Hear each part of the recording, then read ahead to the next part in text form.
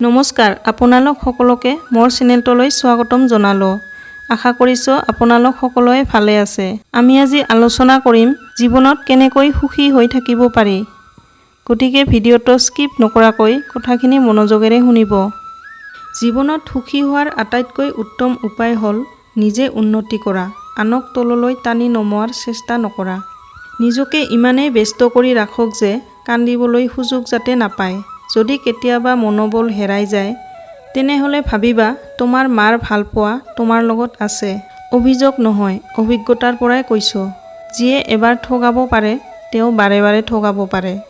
এই পৃথিৱীত অভাৱ সকলোৰে থাকে, কাৰোবাৰ টকাৰ, কাৰোবাৰ শিক্ষাৰ, কাৰোবাৰ মানৱতাৰ আৰু কাৰোবাৰ মৰম ভালপোৱাৰ।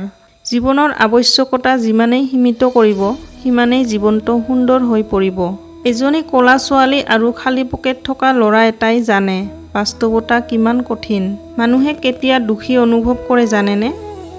আপোনাৰ উন্নতি দেখি, আপোনাৰ আনন্দ দেখি, আপোনাৰ সুখ দেখি, আপোনাৰ উপাৰ্জন দেখি, আৰু সুখী কেৱল আপোনাৰ দুখ কষ্ট দেখি। বিয়া পাতিলে দুখীয়া ঘৰৰ এজনী ছোৱালীৰ লগত বিয়া পাতক। হয়তো টকা বা যৌতুক নাপাব, কিন্তু এজনী ভাল জীৱনসংগী পাব। অকাৰণতে যিসকলে আপোনাৰ জীৱনত এটা দুখৰ কাহিনী সৃষ্টি কৰিছে তেওঁলোকক গালি দিব নালাগে।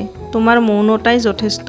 প্ৰেম আত্মাৰ লগত হয়, শৰীৰৰ লগত নহয়। যিটো শৰীৰৰ লগত হয় সেয়া মাত্ৰ আকৰ্ষণ, যি আত্মাৰ লগত হয় সেয়া হৈছে অমৰ প্ৰেম। ধুনীয়া বুলি বিশেষ একো নাই।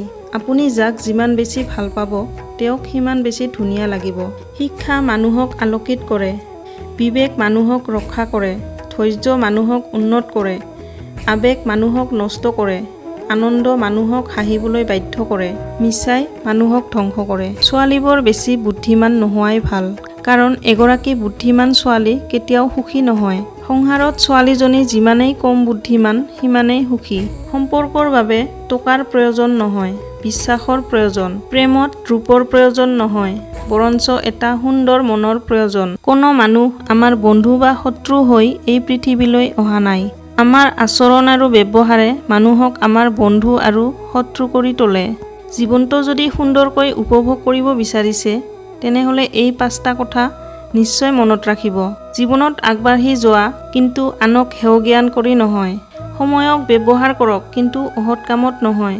জীৱনত উন্নতি কৰক, কিন্তু কাকো প্ৰতাৰণা কৰি নহয়।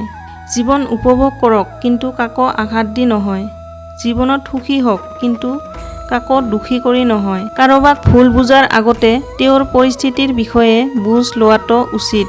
ধনী ঘৰত জন্ম ল'লে জীৱনটো উপভোগ কৰিবা, আৰু দুখীয়া ঘৰত জন্ম ল'লে জীৱন মানে কি বুজি পাবা।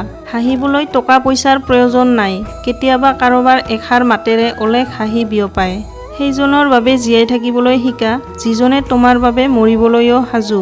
বেলিটো অকলশৰীয়া, কিন্তু সদায় পোহৰ দি থাকে। আপুনিও আপোনাৰ কাষত কোনোবা থাকক বা নাথাকক সদায় নিজকে সুখী আৰু সৰলতাৰে ৰাখক। আজিলৈ ইমানেই। বন্ধু বান্ধৱীসকল, এনেকুৱা ধৰণৰ আৰু নতুন নতুন ভিডিঅ' পাই থাকিবলৈ মোৰ চেনেলটো ছাবস্ক্ৰাইব কৰিব, লগতে লাইক, কমেণ্ট আৰু শ্বেয়াৰো কৰিব। ধন্যবাদ।